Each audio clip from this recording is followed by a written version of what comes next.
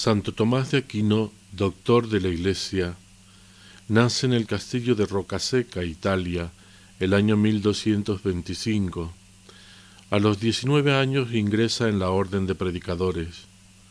Por indicación de Fray Juan Teutónico, maestro de la orden, termina sus estudios en París y Colonia, bajo la guía de Fray Alberto Magno.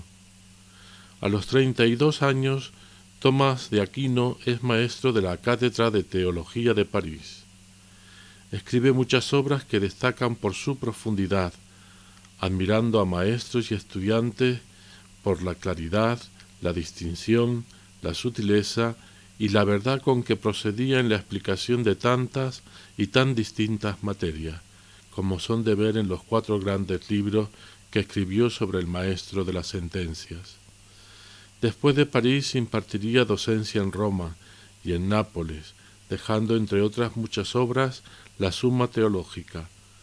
Santo Tomás de Aquino murió en la abadía de Fossanova el día 7 de marzo de 1274, cuando iba de camino al concilio de Lyon. Fue canonizado el 18 de julio de 1323 por Juan XXII. San Pío V, el 11 de abril de 1567, lo declaró doctor de la Iglesia. León XIII, el 4 de agosto de 1880, lo proclamó patrón de todas las universidades y escuelas católicas.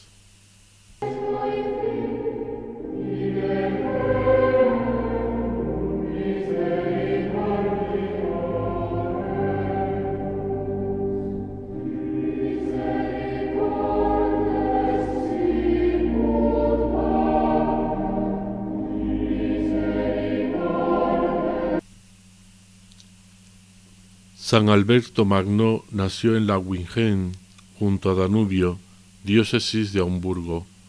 Su padre lo envió a estudiar a la Universidad de Padua, donde conoció al beato Jordán de Sajonia. Ingresó en la orden de predicadores en 1223, realizando estudios eclesiásticos en Colonia y París. Fray Alberto desarrolla durante toda su vida su vocación docente, comenzando en el convento de Colonia. Enseñó también en París, Hildesheim, Friburgo de Brisgovia, Ratisbona, Estrasburgo y de nuevo en Colonia, donde hacia 1244 tiene como discípulo a Santo Tomás de Aquino. Más tarde regresa a París, donde imparte exitosas lecciones de alcance europeo. Tras conseguir el título de maestro en teología en 1246, continúa en París en una de las cátedras dominicanas y de nuevo en Colonia, donde regenta el nuevo estudio general, Facultad de Teología Privada. Asimismo, desempeñó una gran labor de escritor. Su ingente obra abarcaba todas las áreas del conocimiento hasta entonces cultivadas. San Alberto destacó como filósofo y teólogo, con la novedad de inspirarse no solo en autores cristianos, sino también musulmanes y paganos, pero aún más en su faceta de naturalista, estudioso de la naturaleza, sobre todo por el método de la observación y experimentación que aplicó incluso al mismo Aristóteles. Tampoco debemos olvidar sus sublimes escritos místicos. Tras ser elegido provincial de Alemania en 1254, el pontífice Alejandro IV llegó a nombrarlo obispo de Ratisbona, lo cual no fue del todo de su agrado. Sin embargo, terminó cosechando un éxito pastoral brillante.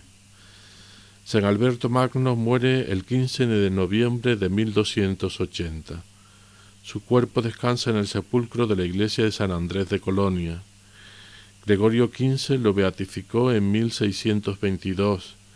En 1931 Pío XI lo canonizó y lo declaró doctor de la Iglesia, y finalmente Pío XII lo nombró patrono de los que cultivan las ciencias naturales. ¿Qué nos puede decir hoy? San Alberto Magno es válido para todo tiempo y lugar. En él tenemos un modelo de científico creyente. No concebía conflicto alguno entre ciencia y religión. En general, todos los elementos de su vida nos muestran esta eterna novedad. Aunaba en su persona al teólogo y al místico, teoría y experiencia de Dios, al obispo y al fraile, gobierno y vida comunitaria, al sabio y al santo, sabiduría y humildad. San Alberto, sin ninguna duda, aparece ante nosotros como una figura verdaderamente universal.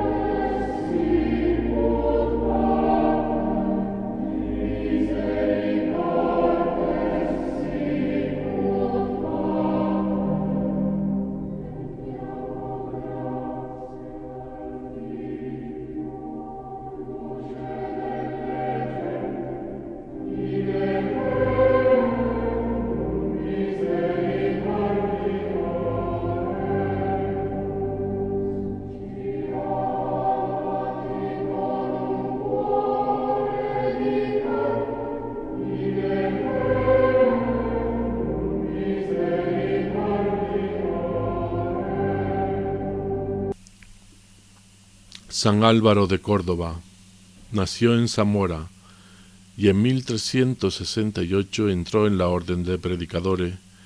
Fue durante muchos años profesor en San Pablo de Valladolid y luego maestro en teología de Salamanca y confesor del rey Juan II de Castilla. Después de una peregrinación a Tierra Santa e Italia en 1418-1420, para conocer de cercanía la reforma de la orden realizada por el beato Raimundo de Capua, inició la misma labor de reforma en España, fundando el convento de Scala Coeli, Córdoba, cuna de la Reforma. Del Papa Martín V recibe el nombramiento de superior mayor de los conventos reformados en España. También en Scala Coeli instauró el primer Vía Crucis localizado que se conoce. La devoción popular le ha llamado santo. Muere un 19 de febrero alrededor del año 1430 y su cuerpo se venera en el convento de Scala Coeli. Su culto fue confirmado el 22 de septiembre de 1741.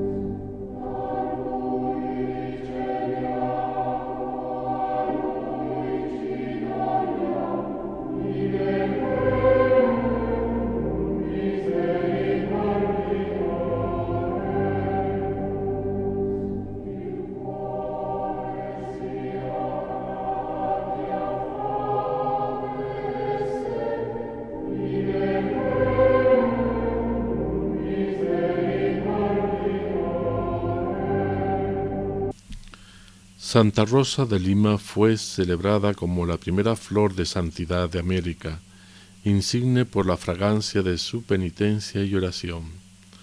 Dotada de brillantes cualidades y dotes de ingenio, ya desde niña se consagra al Señor con voto de virginidad. Siente profunda veneración por Santa Catalina de Siena, con quien se advierte una sorprendente afinidad. Por ello decide en 1606 inscribirse en la Orden de Seglar Dominicana para darse más plenamente a la perfección evangélica. Amante de la soledad, dedica gran parte del tiempo a la contemplación, deseando también introducir a otros en los arcanos de la oración secreta, divulgando para ello libros espirituales. Anima a los sacerdotes para que atraigan a todos al amor a la oración.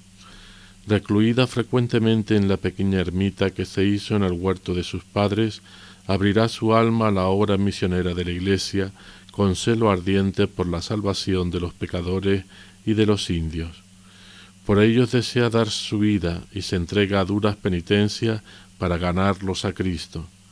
Durante 15 años soportará gran aridez espiritual como crisol purificador. También destaca por sus obras de misericordia con los necesitados y oprimidos.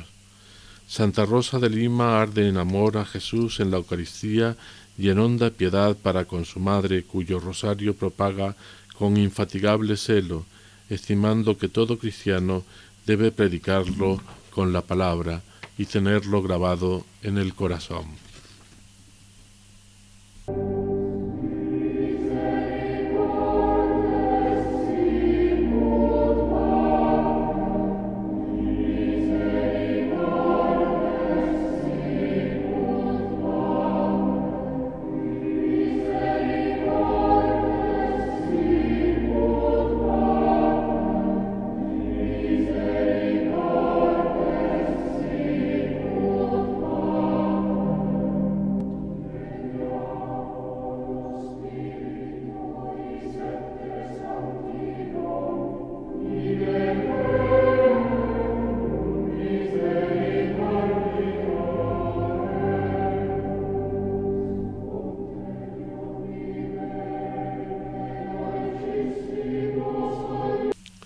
Ejemplo de pobreza, humildad e inagotable actividad, es elegido 2 veces prior por los hermanos de su orden.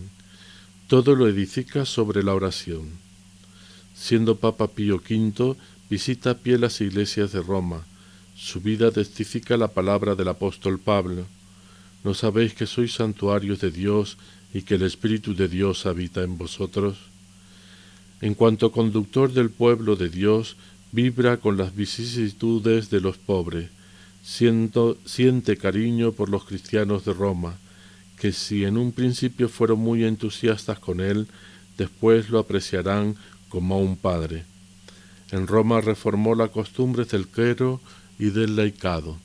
Desde el momento en que es elegido papa, conservará el espíritu y el hábito dominicano, dedicándose con total decisión a poner en práctica con el ejemplo de su vida todas las consignas del Concilio de Trento para la reforma de la Iglesia y el bien de las almas. Estimuló la formación teológica de los clérigos en los seminarios, a los que, entre otras medidas, propone la introducción de la enseñanza de la Suma Teológica de Santo Tomás de Aquino.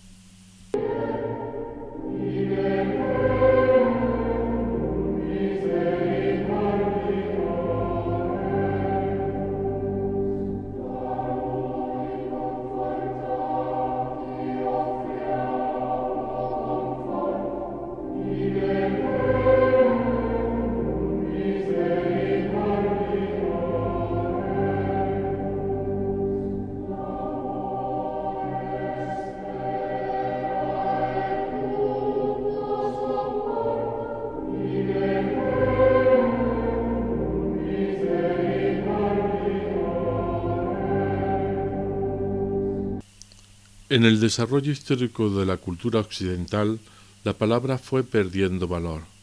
En cualquier trámite civil o religioso es necesaria la existencia de un escrito que garantice veracidad. Sin embargo, eso no ha impedido el surgimiento de figuras que sobresalieron por el poder de su palabra. Este es el caso de San Vicente Ferrer, dominico nacido en Valencia en 1350. En 1367 Vicente tomó el hábito dominicano, realizó sus estudios en Barcelona y desde entonces ya era reconocido como gran predicador.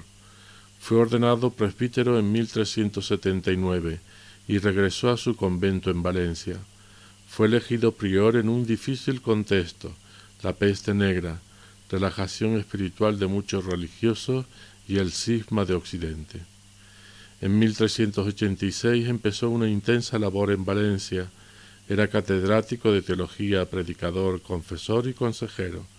Fue reconocido como maestro en sagrada teología. En 1394, Benedicto XIII, el Papa de Aviñón, lo llamó para ser su confesor y asesor diplomático.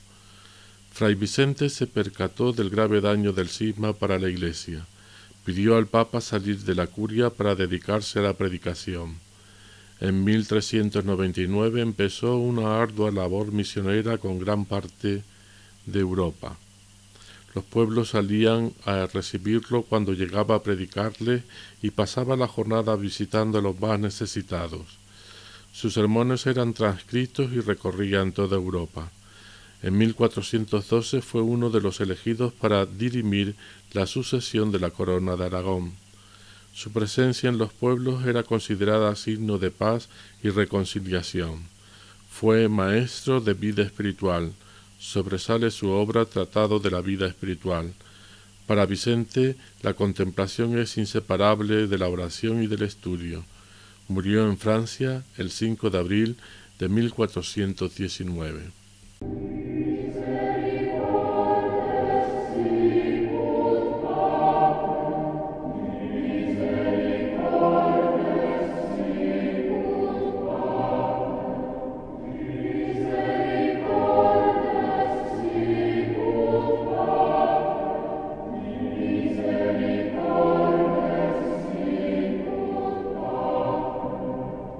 Santo Domingo de Guzmán fue un hombre emprendedor, predicador infatigable, fundador y organizador de la Orden de Predicadores. Fue un hombre sencillo, con una profunda vida interior, de gran ecuanimidad y compasivo. Domingo de Guzmán dejó un testamento de paz, como herederos de lo que fue la pasión de su vida, vivir con Cristo y aprender de él la vida apostólica. Configurarse con Cristo, esa fue la santidad de Domingo, su ardiente deseo de que la luz de Cristo brillara para todos los hombres, su compasión con un mundo sufriente llamado a nacer a su verdadera vida, su celo en servir a una iglesia que ensanchara su tienda hasta alcanzar las dimensiones del mundo.